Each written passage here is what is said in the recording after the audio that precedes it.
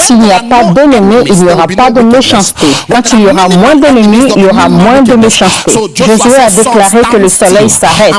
Et quand Josué a fait cette déclaration, la Bible dit que le soleil s'est arrêté. Et c'est pour cela, quand les astrologues parcourent le temps, ils ont découvert qu'un jour manquait dans la chronologie de la création. Il manquait un jour parce que Josué a arrêté ce jour. C'est ça qui confond les témoins de Jéhovah. Ils pensent que le samedi c'est dimanche et que le dimanche c'est samedi. Parce que Josué a arrêté un jour.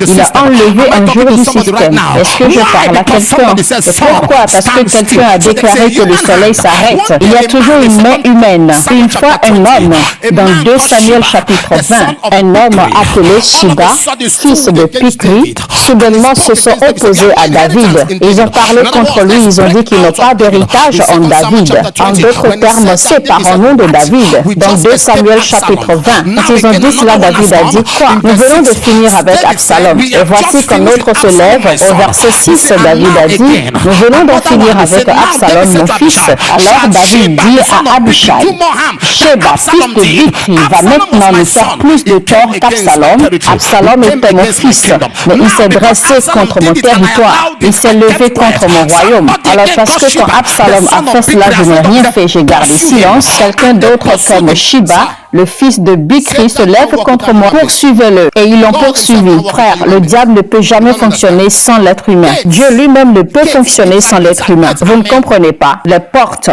Quand on parle de portes, les portes, c'est les hommes. Les portes, dans Psaume 24, lisons à partir du verset 7. Psaume 24, verset 7. Levez la tête. Oh, portes! Combien y avait des portes à la maison? Vous avez des portails chez vous. Avez-vous jamais vu un portail avec une tête? Alors, quand c'est écrit, levez vos têtes, oh, portes, ça parle d'être l'être humain. Oh, portes, haussez-vous, vos portes éternelles, pour que le roi de gloire y fasse son entrée. Dans Actes chapitre 12, lisons le verset 10. Actes chapitre 12. Si vous lisez le verset 10, Actes chapitre 12, la Bible dit, quand ils passèrent ainsi devant le premier poste de garde, puis devant le second et arrivèrent devant la porte de fer qui donnait sur la ville. Celle-ci s'ouvrit toute seule. Qui s'ouvre toute seule. Il est mis c'est pour s'appliquer à porte. Qui s'ouvre toute seule. Donc cette porte était quoi? Un homme qui s'est ouvert. Qui s'est ouvert. Toute main humaine dans les conflits et les batailles de votre vie. Toute main humaine dans les batailles et les défis que vous traversez présentement. Je tiens comme j'en ai l'habitude. Et je prie comme j'en ai l'habitude. De ma bouche aux oreilles de Dieu. Je fais cette déclaration. Aujourd'hui, la puissance de Dieu les décapite. La sorcellerie aujourd'hui est pratiquement devenue légale. Les gens parlent de méchanceté sans aucune peur. Les gens sont tellement insolents et arrogants quand ils parlent de la méchanceté.